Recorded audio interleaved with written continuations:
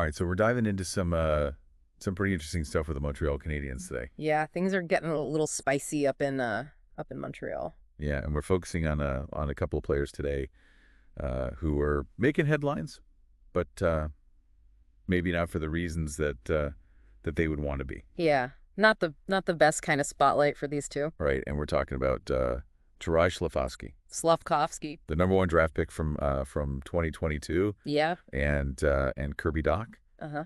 And both these guys have recently been demoted to the fourth line.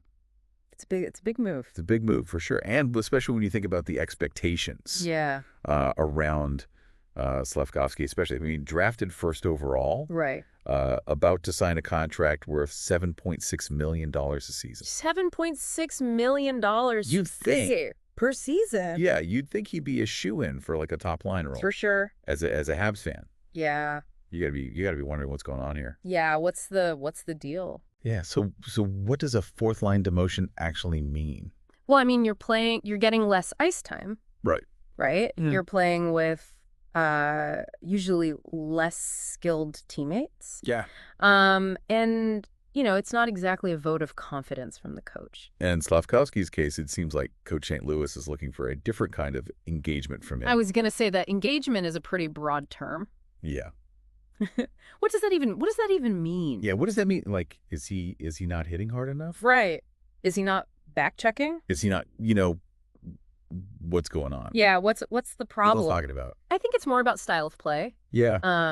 St. Louis has said he wants Slafkovsky to be more responsive to the flow of the game, to react instinctively rather than like overthinking things. Yeah. And that makes sense because when you watch Slafkovsky, he sometimes seems hesitant. Yeah. Like he's trying to play this perfect game. A perfectly calculated game. Yes, a perfectly calculated game. Yeah. Instead of trusting his instincts. Which is interesting because, I mean, for a player with his size and skill set, you'd think he would be like... You'd think. A dominant force out there. You'd think he'd be, driving the net. Right. Like some analysts have even compared his potential. I've seen those comparisons too. Like insert comparable NHL player here. Oh yeah. Who is a powerful forward. Yes. Can control the puck and just create scoring chances like almost at will.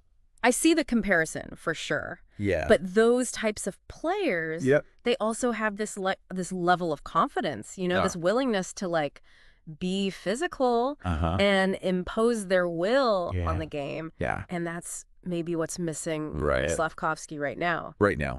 And I mean, he did admit. He did. That the demotion was well-deserved. Right. So at least he's owning up to the fact that he hasn't been playing his best. Yeah, he is being accountable. Right. Which is good to see. Yeah. He's also mentioned his age as a factor. Yeah. But then kind of countered that by pointing out how many games he's already played. Interesting. It almost sounds like he's trying to convince himself that he should be further along in his development, like almost like... Which is understandable. Yeah. Given the pressure he's under.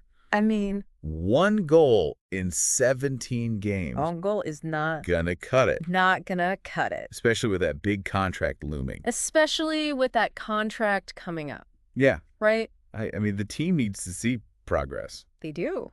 Especially when they're about to make, a significant financial investment in a player. $7.6 million is a significant investment. It's not just about potential anymore. No. It's about results. Delivering results. So speaking of pressure, Kirby Dach is another player who's been under the microscope lately. Yeah. And he's also found himself on the fourth line. Right. His struggles seem to be a little bit different, though. Yeah, definitely.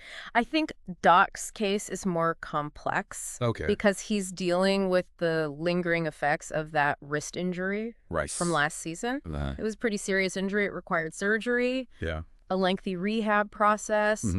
Physically, he might be back to 100%. Right. But mentally, it can take longer to fully recover from that kind of setback. Right. So you mentioned the mental aspect there. Yeah.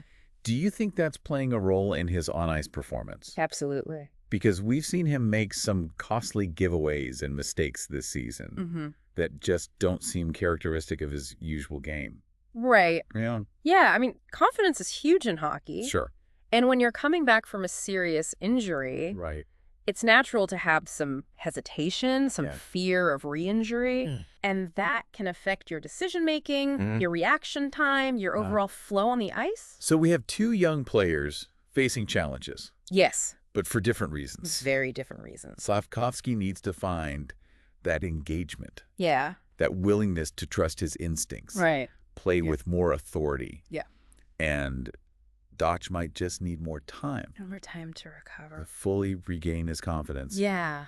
Shake off those mental hurdles. Mental hurdles are tough. That come with a major injury. Especially a wrist injury for a hockey player. So it'll be interesting to see how Coach St. Louis handles these situations. Yeah. I mean, he's a demanding coach. He's known for being a tough coach. He has high standards for his players. High standards, but he's also known for developing young talent. Yeah. Helping them reach their potential. So great. This will be a good test for him. Yeah. And it's a pivotal moment for both these players. Oh, yeah. And for the Canadiens as a team. I mean, this engagement that St. Louis is looking for. Right. You know, could it be like a message? A message to the whole team? To the entire team. A sign that he's looking for, you know, a shift in mindset. It's a cultural shift. A cultural shift. Yeah. A more aggressive, proactive approach. Yeah, I think that's a good point. You know? I think it could be. So I'm definitely intrigued to see how this all plays out. Yeah, me too. Will Slafkovsky and Dach rise to the challenge? Big question.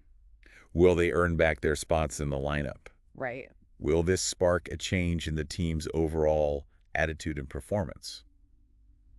Yeah, lots of questions. Lots of questions. Hopefully some exciting answers. Hopefully some exciting answers as the season unfolds. Yeah, keep your eyes on the ice, folks. Yeah, this is just the beginning of the story. It's going to be an interesting season, that's for sure. Absolutely. All right, thanks for listening, everybody. Thanks for tuning in. We'll catch you next time.